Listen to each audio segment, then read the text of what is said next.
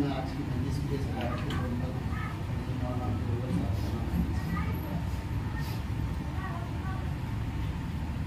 سیرت النبی صلی اللہ علیہ وسلم کا جو سلسلہ ہے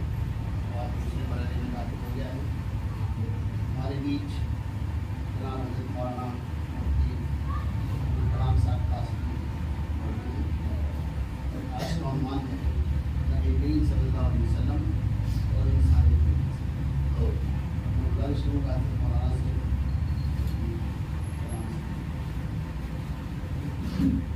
بیٹھ کے کیا جیسے سنت آپ بیٹھ کے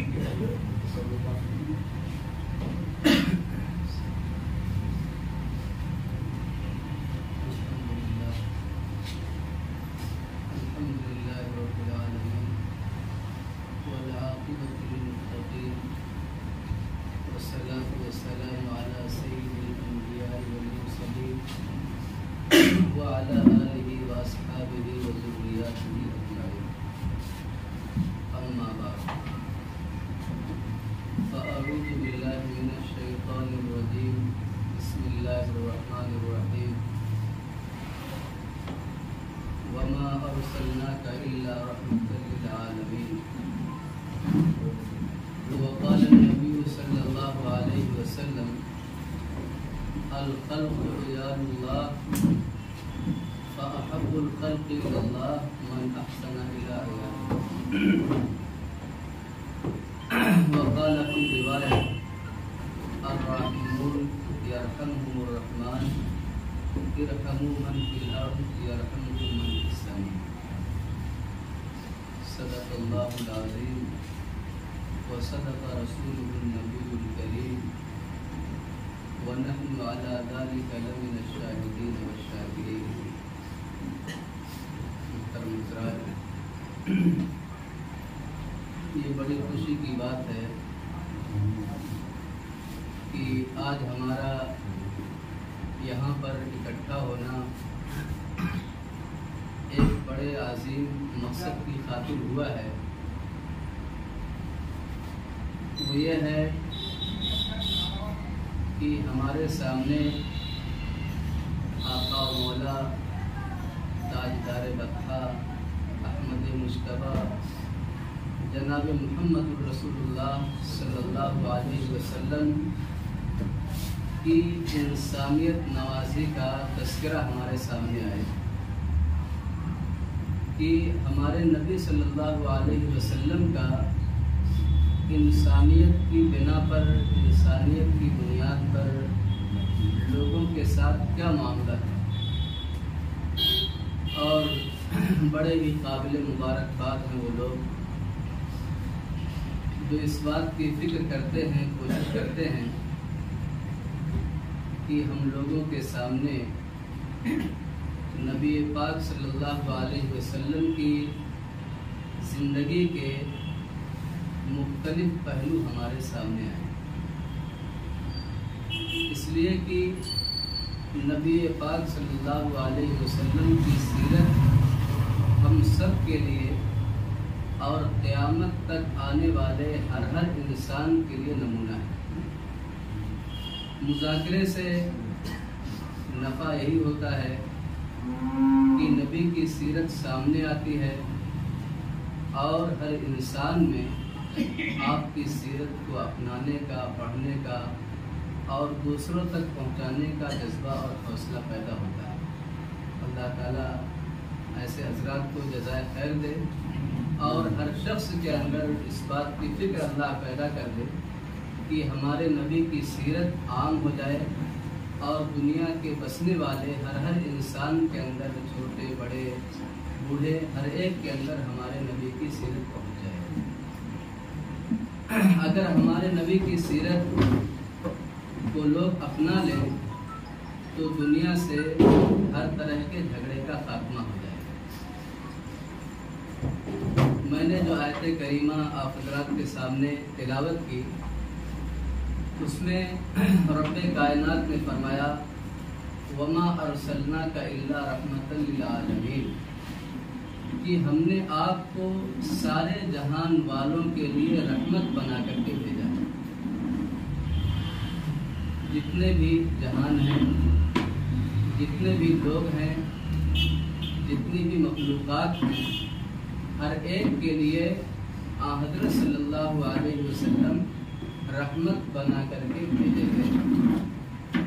اور حضرت صلی اللہ علیہ وسلم کی رحمت اور آپ کا لوگوں کے ساتھ حسن اخلاق یہ صرف ایمانی بنیاد پر نہیں تھا بلکہ انسانیت کی بنیاد پر تھا۔ حضرت صلی اللہ علیہ وسلم کا رحم و کرم، آپ کا عفو و درگزر، آپ کا نفع پہنچانا صرف ایمان لانے کی بنا پر نہیں تھا بلکہ انسانیت کی بنا پر تھا۔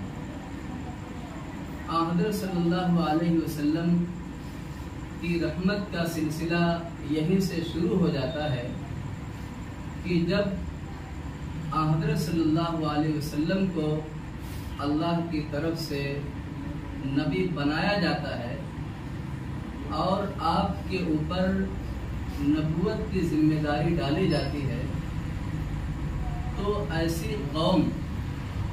ایسے لوگ جو آپس میں معمولی باتوں پر لڑتے جھگڑتے رہتے تھے اور لڑائیاں برسہ برس تک جاری رہتی تھی، معمولی بات پر تلواریں نکل جاتی تھی اور بہت سارے خون بہہ جاتے تھے، لاشیں گر جاتی تھی، ایک آدمی ختم ہو جاتا تھا تو وہ اپنی اولاد کو وصیت کرتا تھا کہ فلاں سے بدلہ ضرور لے، معمولی بات پر جھگڑا شروع ہو جاتا تھا۔ حضرت صلی اللہ علیہ وسلم کو اللہ رب العزت نے جب نبی بنایا تو حضرت صلی اللہ علیہ وسلم نے اپنی محنت کے ذریعے اور اپنی ذمہ داری کو سمجھتے ہوئے انسانیت کے پیغام کو عام کرتے ہوئے اور اللہ کے پیغام کو لوگوں تک پہنچانے کے لیے آپ حضرات جانتے ہیں کہ کتنی قربانیاں، کتنے مجاہدے اور کتنی مشقتیں آپ نے جھیلی، لیکن اللہ کے پیغام کو پہنچایا اور انسانیت کا درس آپ نے لوگوں کے سامنے پیش کیا، اور پھر کچھ ہی عرصہ ایسا ہوا اور تکلیفیں کتنی اٹھانی پڑی آپ کو، چاہے وہ طائف کا علاقہ ہو، چاہے مکے کے سنگلاخ وادیاں ہوں، کتنی زبردست آزمائشوں سے آپ کو گزرنا پڑا ہے کہ جو ہے انسان تو انسان، فرشتوں کو آپ کے اوپر جو ہے آپ کی تکلیف کو دیکھ کر کے انتہائی درد اور کرب محسوس ہوا۔ فرشتے حاضر ہوئے طائف کے موقع پر خاص طور سے کہ اللہ کے نبی اگر آپ کو حکم دے تو پہاڑوں کو ٹکرا دیا جائے، لیکن حضرت صلی اللہ علیہ وسلم کی رحمت، آپ کا عفو و درگزر، آپ نے فرمایا کہ نہیں، مجھے امید ہے کہ اگر یہ لوگ اللہ کے پیغام کو قبول نہیں کرتے ہیں تو اللہ کی ذات سے امید ہے کہ ان کی نسلیں اللہ کے پیغام کو قبول کریں گی۔ مکے کی 13 سالہ زندگی، اذیت بھری کہانی، اذیت بھری زندگی، اس کے بعد نوبت یہاں تک پہنچی کہ آپ کو اپنا وطن عزیز چھوڑنا پڑا۔ سب نے مشورہ کیا کہ نعوذ باللہ آپ کو شہید کر دیا جائے۔ آپ اللہ کے حکم سے مدینہ پاک تشریف لے گئے، اور ایک دن ایسا آیا کہ جس بستی کے اندر، جس شہر کے اندر لوگوں کے نفع کی بات کرنا اور انسانیت کی بات کرنا، لوگوں سے ظلم و ستم کو ختم کرنا اور ان کو اللہ کے قریب کرنا، اس چیز کو جو ہے زیادتی سمجھی جاتی تھی، جرم سمجھا جاتا تھا، اس لیے آپ کو اپنی بستی چھوڑ کر کے نکلنا پڑا۔ جب حضرت صلی اللہ علیہ وسلم اس بستی کے اندر فاتحانہ طور پر داخل ہوئے فتح مکہ کے موقع پر، تو لوگوں کے اندر ایک عجیب چرچا تھا کہ آج تو گزشتہ زمانے کا حساب لیا جائے گا، اور گزشتہ زمانے کے جو ظلم و تشدد ہوئے ہیں، جو آپ کو ستایا گیا ہے،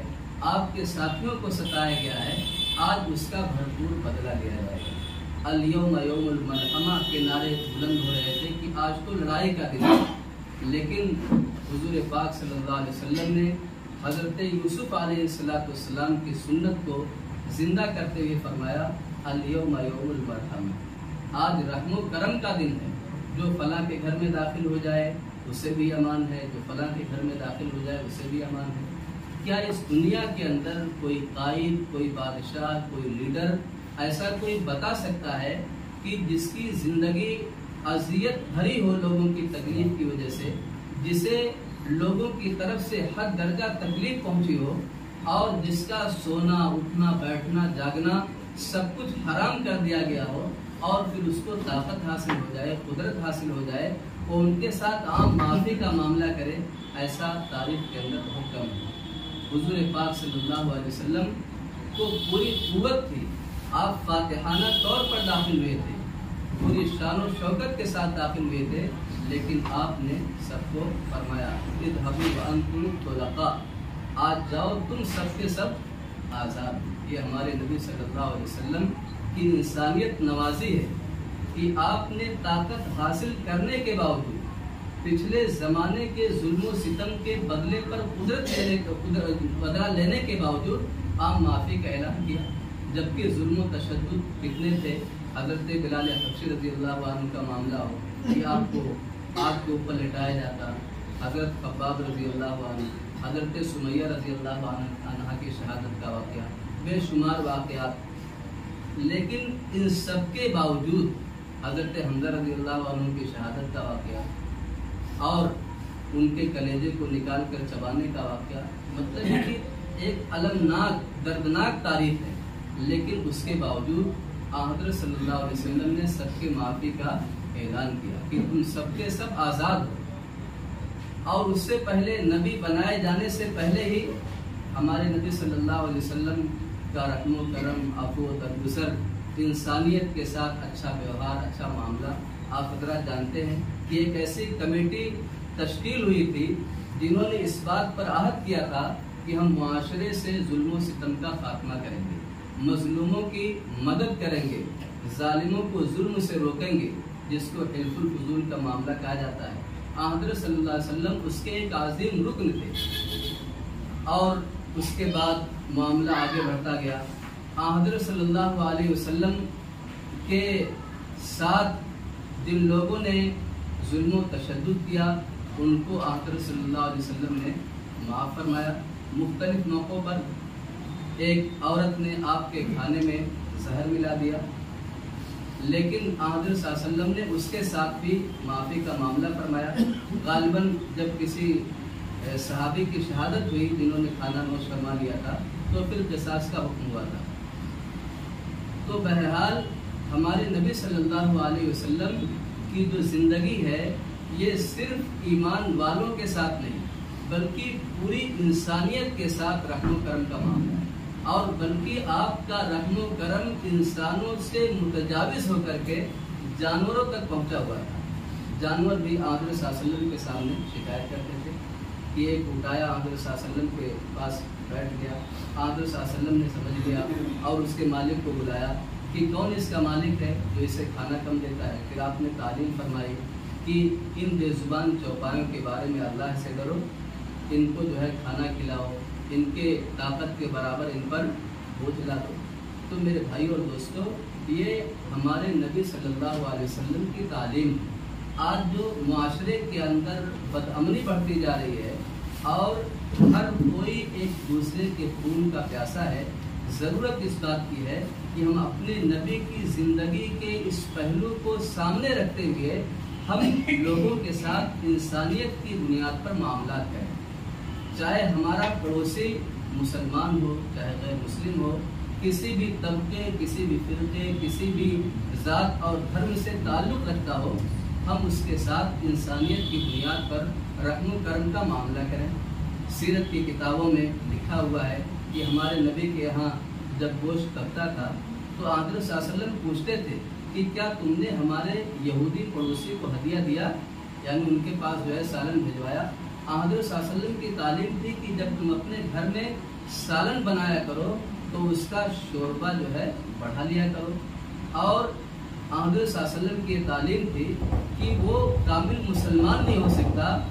جو خود کھانا کھائے اور اس کا پڑوسی بھوکا ہو۔ تو ہمارے نبی صلی اللہ علیہ وسلم کا رحم و کرم یہ بڑھا ہوا تھا۔ ضرورت اس بات کی ہے کہ ہم اپنے نبی کے اس زندگی کے اس پہلو کو بھی عام کریں۔ ایسا نہ ہو کہ ہمارا لوگوں کے ساتھ رحم و کرم کا معاملہ اور لوگوں کے ساتھ داد و دہش کا معاملہ وہ صرف ایمانی بنیاد پر ہو۔ ہمارا پڑوسی ہے یا اور کوئی پریشان حال ہے، چاہے وہ غیر مسلم ہو یا اور کسی برادری کا ہو، ہم جو ہے اس کے ساتھ اچھا سلوک کریں۔ اسلام جو پھیلا ہے، اللہ کی تعلیم جو اللہ کے بندوں تک پہنچی ہے، وہ اخلاق و کردار کی بنیاد پر پہنچی ہے۔ ہمارے شیخ حضرت مولانا منیر احمد صاحب دامت برکاتہ العالیہ نے ایک واقعہ سنایا کہ ایک یہودی آمد صلی اللہ علیہ وسلم کا چہرہ دیکھنا پسند نہیں کرتا تھا، چہرہ دیکھنا پسند نہیں کرتا تھا آپ کا۔ آپ نے اس کا بچہ جو ہے پانی لینے کے لیے نکلا اور برتن میں پانی بھر لیا۔ برتن بڑا تھا جس کو خود اٹھا نہیں سکتا تھا، اور باپ جو ہے اپنے گھر میں ہے۔ حضور پاک صلی اللہ علیہ وسلم کا ادھر سے گزر ہوا، آپ نے دیکھا کہ بچے نے برتن میں پانی بھر لیا ہے لیکن اسے اٹھا نہیں سکتا ہے۔ حضرت صلی اللہ علیہ وسلم نے اس برتن کو اپنے دست اقدس سے اٹھایا اور اس کے گھر میں رکھ لیا۔ باپ کو بڑا تعجب ہوا کہ اتنا بڑا برتن ایک بچہ کیسے اٹھا لیا۔ اس نے بیٹے سے پوچھا کہ کیسے تم نے برتن کو، پانی کے برتن کو اندر کر دیا؟ تو بچے نے اشارہ کیا کہ وہ شخص جو جا رہے ہیں انہوں نے اس پانی کو رکھا ہے۔ وہ اتنا متاثر ہوا کہ آپ کا اخلاق، آپ کا یہ اخلاق سے اتنا متاثر ہوا کہ دائرہ اسلام میں داخل ہو گیا۔ تو میرے بھائی اور دوستو، انسانیت سسک رہی ہے، پریشان حال ہے۔ ہر کوئی دوسرے کی جانب سے محبت کا اور رحم و کرم کا متلاشی ہے کہ کوئی ہمارے ساتھ اچھا برتاؤ کرے، اچھے اخلاق کا برتاؤ کرے۔ ہم جو نبی پاک صلی اللہ علیہ وسلم کی امتی ہیں، آپ کی رسالت کو اپنائے ہوئے ہیں، محمد الرسول اللہ کا کلمہ پڑھتے ہیں کہ محمد اللہ کے رسول ہیں، تو یہ ہمارا معاملہ صرف زبانی نہ ہو، بلکہ ہم اپنے نبی کی سیرت کو اپناتے ہوئے، اپنے نبی کی سیرت کو پڑھتے ہوئے ہم دوسروں کے کام آئیں انسانیت کی بنا پر۔ آج لوگ تعلقات کے بنا پر سلام کرتے ہیں اور تعلقات کی بنا پر ایک دوسرے کی مدد کرتے ہیں، لیکن ہمارے نبی کی تعلیم اس سے بہت اونچی ہے کہ جو ہے صرف پہچان کی بنا پر یا صرف تعلق کی بنا پر ہمارا کسی دوسرے کے کام آنا نہ ہو، کسی دوسرے کی مدد کرنا نہ ہو، بلکہ انسانیت پیش نظر ہو، اللہ رب العزت کی مرضی پیش نظر ہو۔ اللہ کے نبی صلی اللہ علیہ وسلم نے فرمایا الخلق عیال اللہ فاحب الخلق الی اللہ من احسن الی عیالی، کہ مخلوق یہ اللہ کا کنبہ ہے، مخلوق یہ اللہ کا کنبہ ہے۔ فاحب الخلق الی اللہ من احسن الی عیالی، اللہ کے نزدیک لوگوں میں سب سے زیادہ پسندیدہ وہ ہے جو لوگوں کے ساتھ اچھا سلوک کرے، جو اس کے عیال کے ساتھ، اس کے کنبے کے ساتھ اچھا سلوک کرے۔ صحابہ کرام رضوان اللہ علیہ اجمعین کا بھی دوسرے کی مدد کرنا، دوسرے کے کام آنا صرف ایمانی بنیاد پر نہیں تھا، بلکہ انسانیت کی بنیاد پر تھا۔ جو بھی مدد کا محتاج ہے، جو بھی جو ہے پریشان حال ہے، ہم اس کے کام آئیں۔ وہ آپ سے حد درجہ متاثر ہو۔ شیخ الاسلام حضرت مولانا حسین احمد مدنی رحمۃ اللہ علیہ نے ایک غیر مسلم کو دیکھا، ٹرین میں سفر کر رہے تھے، وہ ٹرین میں جو ہے گیا بیت الخلاء میں، تو دیکھا کہ بھرا ہوا ہے، واپس لوٹ آیا، ضرورت پوری نہیں کیا۔ شیخ الاسلام جو بہت زبردست عالم تھے، ان کو محسوس ہوا کہ مطلب یہ لیٹرین بھری ہوئی ہے، اس وجہ سے اس نے ضرورت پوری نہیں کیا۔ حضرت اٹھ کر کے گئے اور انہوں نے بیت الخلاء کو صاف کیا، اچھی طرح جب صاف ہو گیا تو پھر آ کر کے بتایا کہ آپ جائیے، بیت الخلاء بالکل صاف ہے۔ کتنا متاثر ہوا ہوگا۔ تو میرے بھائی اور دوستوں، یہ ہمارے نبی کی تعلیم ہے۔ اگر ہم اپنے اخلاق کو، اپنے کردار کو ہم اچھا کر لیں تو انشاءاللہ دین 100% زندہ ہوتا چلا جائے۔ آج ہمارے اخلاق اچھے نہ ہونے کی وجہ سے، ہمارے کردار اچھے نہ ہونے کی وجہ سے غیر کیا متاثر ہوں گے، ہمارے اپنے ہی کٹتے جا رہے ہیں۔ تو ہم اپنے نبی کی تعلیم کو عام کریں، اپنے نبی کے پیغام کو عام کریں، اپنے نبی کی سیرت کو عام کریں، اپنے نبی کی سیرت کو پڑھنے کی کوشش کریں کہ ہمارے نبی صلی اللہ علیہ وسلم کی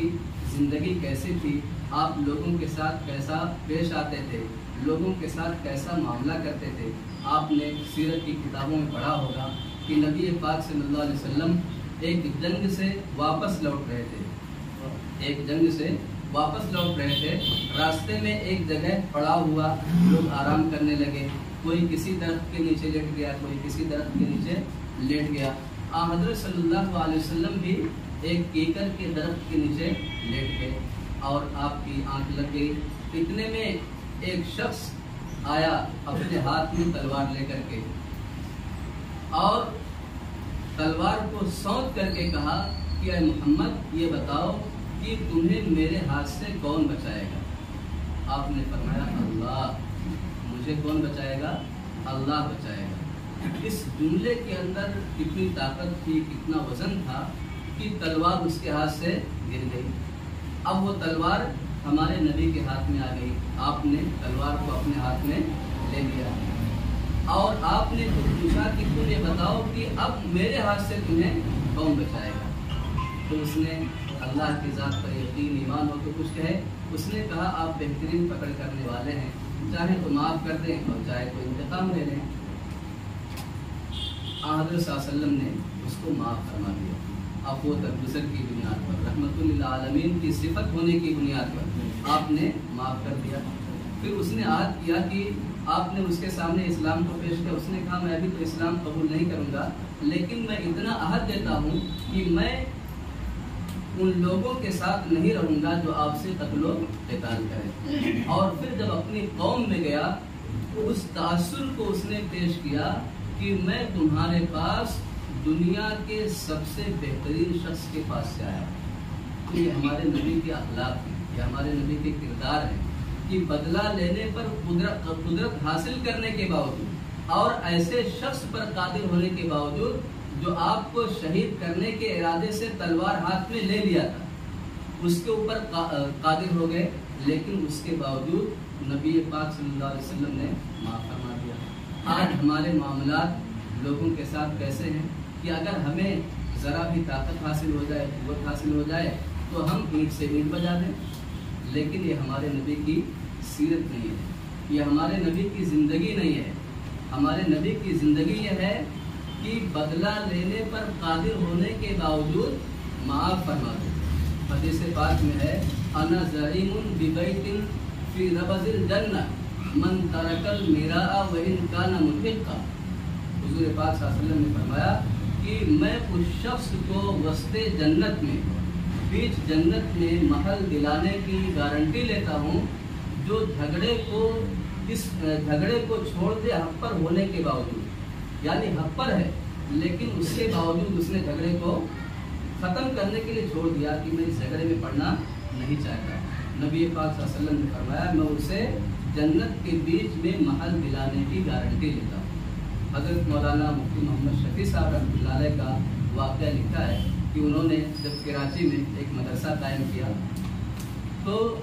وہاں پر کچھ تنازع پیدا ہوا، جھگڑا پیدا ہوا، اور حضرت حق پر تھے اور ان کے حق میں فیصلہ ہو سکتا تھا، لیکن اس کے باوجود جھگڑے کو ختم کرنے کے لیے آپ نے پوری جگہ چھوڑ دیا۔ لوگوں نے کہا کہ حضرت آپ کے حق میں فیصلہ بھی ہو سکتا ہے اور آپ حق پر بھی ہیں، اس کے باوجود چھوڑ رہے ہیں، تو آپ نے یہ حدیث سنایا۔ اور پھر حضرت نے دوسری جگہ مدرسہ قائم کیا، آج وہاں پر ہزاروں طلبہ پڑھ رہے ہیں۔ تو میرے بھائیوں دوستوں، ہمارے نبی کی سیرت بہت اونچی ہے، ہمارے نبی کی سیرت بہت بلند ہے۔ ہم لوگوں کے ساتھ اچھے اخلاق کے ساتھ پیش آئیں، انسانیت کی بنیاد پر ہم دوسروں کی مدد کریں۔ آپ کسی سے انسانیت کی بنیاد پر میٹھا بول بول کر کے تو دیکھیے، اچھے اخلاق کا مظاہرہ کر کے تو دیکھیے۔ اور میرے ساتھ خود ایسا ایک واقعہ پیش آیا، اور وہ کسی مسلمان کا واقعہ نہیں ہے۔ ایسا نہیں کہ اخلاق جو ہے صرف مسلمانوں میں ہے، غیر قوموں نے بھی اخلاق کو اپنایا ہوا ہے۔ میں سفر میں تھا اور واپس ٹرین میں آ رہا تھا، رمضان کا مہینہ تھا، ہمارے سیٹ کے پاس ایک نوجوان تھے۔ میں تقریباً جو ہے پوری رات یہ نہیں سمجھ پایا کہ یہ غیر مسلم ہے۔ نماز کا وقت ہوتا ہے تو کہتے کہ صاحب یہ وضو کا پانی لے لیجیے، وضو کر لیجیے، نماز پڑھ لیجیے۔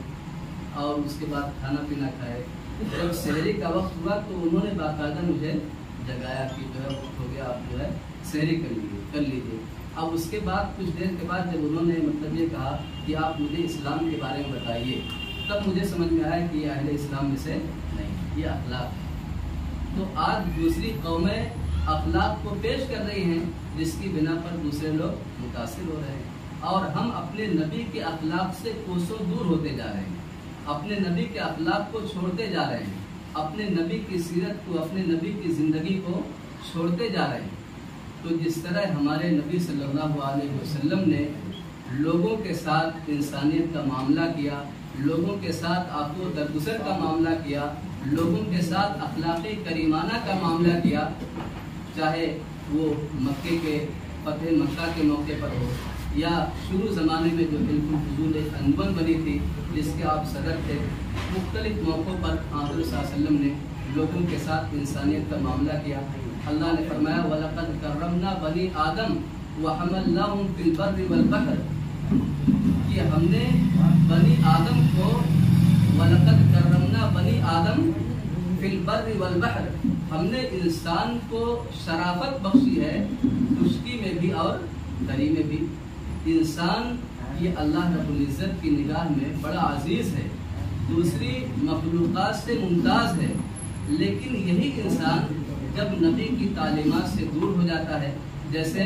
नबी पाक सल्लल्लाहु अलैहि वसल्लम जब नबी बनाए गए, क्या हाल था मक्के का, एक इंसान की ज़िंदगी एक कुत्ते से भी ज़्यादा ज़िल्लत भरी थी, मामूली बात पर कत्ल कर दिया जाता था। हुज़ूर पाक सल्लल्लाहु अलैहि वसल्लम ने अखलाक़ करीमाना का सबक दिया, फिर लोग आपस में इंतहाई मेल मोहब्बत के साथ और एक दूसरे के हुकूक का ख्याल रखने के साथ, आपने हदीस पढ़ा होगा कि एक सहाबी को एक बकरी का सर हदिया दिया गया, तो उन्होंने सोचा कि जो मेरा पड़ोसी है वो इस हदिये का ज़्यादा मुस्तहिक़ है, उन्होंने तीसरे के पास भेज दिया कि वो जो है इस हदिये का ज़्यादा मुस्तहिक़ है। इस तरह वो बकरी का सर लौटते लौटते पहले शख्स के पास पहुँच गया। ये आखिरकार किसकी तालीम थी? जो कौम आपस में मामूली बात पर बरसहा बरस तक लड़ती थी, किस चीज़ ने उनके अंदर ये वस्फ पैदा किया कि उनके जहन के अंदर ये ख्याल आ रहा है कि मेरा भाई जो है इस हदिये का ज़्यादा मुस्तहिक़ है। जंग के मैदान में पड़े हुए हैं, चचाजाद भाई पानी लेकर के जा रहे हैं कि अगर चचाजाद भाई जिंदा होंगे और सांस कुछ बाकी होगी तो पानी पिला दूंगा। पहुंच गए, जिंदा थे वो, तो पानी जो है पिलाना चाहा, तब तक जो है दूसरे जो सहाबी पड़े हुए थे उन्होंने जो है पानी मांगा इशारे से, तो उस चचाजाद भाई ने जो जागने के आलम में है उन्होंने इशारा किया कि उसके पास लेकर के जाओ। वहाँ पर पहुँचे, तीसरे ने आह कर दिया, उन्होंने दूसरे ने कहा उनके पास लेकर के जाओ। जब तीसरे के पास पहुँचे तो उनका इंतकाल हो गया, फिर उसके बाद दूसरे के पास पहुँचे, उनका भी इंतकाल हो गया, फिर अपने चचाजाद भाई के पास पहुँचे तो उनका भी इंतकाल हो गया। तो आखिरकार वही कौम थी जो आपस में मामूली बात पर लड़ती झगड़ती थी और लड़ाइयाँ बरसहा बरस तक जारी रहती थी। कौन सी ऐसी तब्दीली उनके अंदर आई, कौन सा ऐसा वस्फ, कौन सी ऐसी खूबी उनके अंदर पैदा की गई कि जख्मी पड़े हुए हैं लेकिन अपने भाई से पहले पानी पीना गवारा नहीं कर रहे हैं। तो मेरे भाई और दोस्तों, हम लोग आज बात तो करते हैं लेकिन जो वस्फ होना चाहिए, जो अखलाक होना चाहिए, हम उसको अपनाते नहीं। ईमान तो उससे नीचे चीज़ है, उससे ऊपर इंसानियत है कि हमारा एक दूसरे के साथ काम आना, एक दूसरे की मदद करना, एक दूसरे के साथ अखलाक के साथ पेश आना, ये इंसानियत की बिना पर हो, इंसानियत की बिना पर हो। नबी पाक सल्लल्लाहु अलैहि वसल्लम ने फरमाया अर्राहिमूना यरहमुहुमुर रहमान, रहम करने वालों पर रहमान रहम करता है। यानी जिनके अंदर रहम करने का मामला हो, जिनके अंदर एक दूसरे के साथ आपको दरगुजर करने की सिफत हो, अर्राहिमूना यरहमुहुमुर रहमान, इन पर अल्लाह रब्बुल इज़्ज़त रहम करता है। इरहमू मन फिल अर्द यरहमुकुम मन फिस समा, ज़मीन वालों पर रहम करो, आसमान वाला तुम पर रहम करेगा। आज ज़मीन वालों में आपस में रहम करम का मादा उठता चला गया, एक दूसरे के खून के प्यासे लोग होते चले गए, एक दूसरे के साथ जुल्म व तशद्दुद का मामला करते चले गए। तो अल्लाह रब्बुल इज़्ज़त की तरफ से हम रहम करम की उम्मीद कैसे करें جب ہمارے نبی کی تعلیم یہ ہے کہ رحم کرنے والوں پر اللہ رحم کرتا ہے، زمین والوں پر رحم کرو، آسمان والا تم پر رحم کرے گا، تو ہم اپنے نبی کی صفت کو اپنائیں، اپنے نبی کی سیرت کو ہم اپنائیں کہ ہمارے نبی نے انسانیت کی بنیاد پر لوگوں کے ساتھ اچھا معاملہ کیا، لوگوں کے ساتھ حسن اخلاق کا معاملہ کیا، اور پھر اس سے پہلے ہم اپنے آپ کو صحیح کریں، اپنے نبی کی سیرت کو پڑھ کر کے اپنے ظاہر کو اور اپنے باطن کو اپنے نبی کی زندگی کے ساتھ ملانے کی کوشش کریں، تاکہ ہمارے معاشرے کے اندر خیر وجود میں آئے، ہمارے معاشرے میں بھلائی وجود میں آئے، ہمارے معاشرے میں اچھائیاں وجود میں آئیں، ہمارے معاشرے سے ظلم و ستم کا خاتمہ ہو۔ معمولی بات پر آج ہم لوگ بھی جھگڑتے ہیں، مقدمات چلتے ہیں اور برسہ برس تک مقدمات چلتے رہتے ہیں۔ میرے بھائی اور دوستو، ایک حدیث پاک ہے، نبی پاک صلی اللہ علیہ وسلم نے فرمایا کہ آپس کا جھگڑا یہ مونڈنے والا ہے، اختلاف ذات البین ہی الحالق ہے۔ ہمارے نبی نے فرمایا کہ آپس کا اختلاف یہ مونڈنے والا ہے۔ نبی پاک صلی اللہ علیہ وسلم نے فرمایا کہ آپس کا اختلاف یہ مونڈنے والا ہے۔ پھر آپ نے فرمایا میں یہ نہیں کہتا ہوں کہ بال کو مونڈنے والا ہے، بلکہ دین ہی کو مونڈنے والا ہے۔ جو لوگ عدالتوں کا چکر لگاتے ہیں یا آپس میں جھگڑے کرتے ہیں اور ان کی لڑائیاں چلتی رہتی ہیں، ان سے پوچھیے کہ ان کی زندگی کے اندر نمازوں کی فکر کتنی رہتی ہے، ان کی زندگیوں میں روزوں کی فکر کتنی رہتی ہے، ان کی زندگیوں میں ایک دوسرے کے ساتھ رواداری اور ہمدردی کی کتنی صفت رہتی ہے۔ کتنے لوگ تنگ آ کر کے ایسے لوگوں سے چڑھ جاتے ہیں جو دینی کام کرتے ہیں کہ کیا دینی کام کرتے ہو، ہم لوگ جو آپس میں لڑ رہے ہیں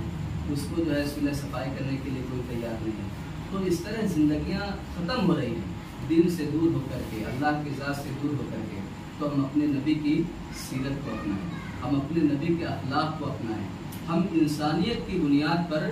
لوگوں میں ہم مدد کریں۔ ایک حدیث میں یہ بھی ہے، جھوٹ بولنا ویسے گناہ کبیرہ ہے، لیکن اگر کوئی آدمی جھوٹ اس لیے بولتا ہے تاکہ دو لوگوں میں صلح ہو جائے، دو خاندانوں میں میل محبت ہو جائے، تو علماء نے لکھا ہے کہ مطلب یہ جائز ہے۔ اگر کوئی آدمی جھوٹ اس لیے بولتا ہے تاکہ دو لوگوں میں محبت پیدا ہو جائے، ان کا آپس کا اختلاف ختم ہو جائے، تو یہ جائز ہے۔ میرے بھائی اور دوستو، آج معاملات کیا ہیں کہ لوگ آپسی نزاع اور آپسی جھگڑوں کو ختم کرنے کے بجائے کچھ لوگ ایسے ہوتے ہیں جو اس بات کی کوشش میں ہوتے ہیں کہ ان کا جھگڑا ختم نہ ہونے پائے بلکہ اور دراز ہو جائے اور طول ہو جائے۔ تو جو حضرات بہرحال یہاں بیٹھے ہیں، فکر مند حضرات ہیں، انسانیت کی بنیاد پر اکٹھے ہوئے ہیں، معاشرے کے اندر امن و اطمینان، امن و سکون پیدا کرنے کے لیے جمع ہوئے ہیں، تو ہم کوشش کریں کہ ہم آپس کے اختلاف کو ختم کریں، آپس میں ہم میل محبت پیدا کرنے کی کوشش کریں، اور کوئی بھی پریشان حال ہو ہم نگاہ رکھیں، ہم جو ہے دیکھتے رہیں کہ کون پریشان حال ہے، ہم اس کے کام آنے کی کوشش کریں۔ بہت سارے لوگ ایسے ہیں کہ جو اندر سے بہت پریشان ہوتے ہیں، کبھی مالی اعتبار سے پریشان ہوتے ہیں، کبھی جو ہے بیماری سے پریشان ہوتے ہیں، علاج کرنے کے لیے ان کے پاس پیسے نہیں ہوتے ہیں، لیکن وہ مہذب لوگ ہوتے ہیں، لوگوں سے کہہ نہیں سکتے۔ ایسے لوگوں کے اوپر ہماری نگاہ ہونی چاہیے، ہمیں دیکھنا چاہیے کہ کون پریشان ہے۔ یہ دنیا کی زندگی چند روزہ ہے، ختم ہو جائے گی، لیکن ہم لوگوں کے ساتھ جو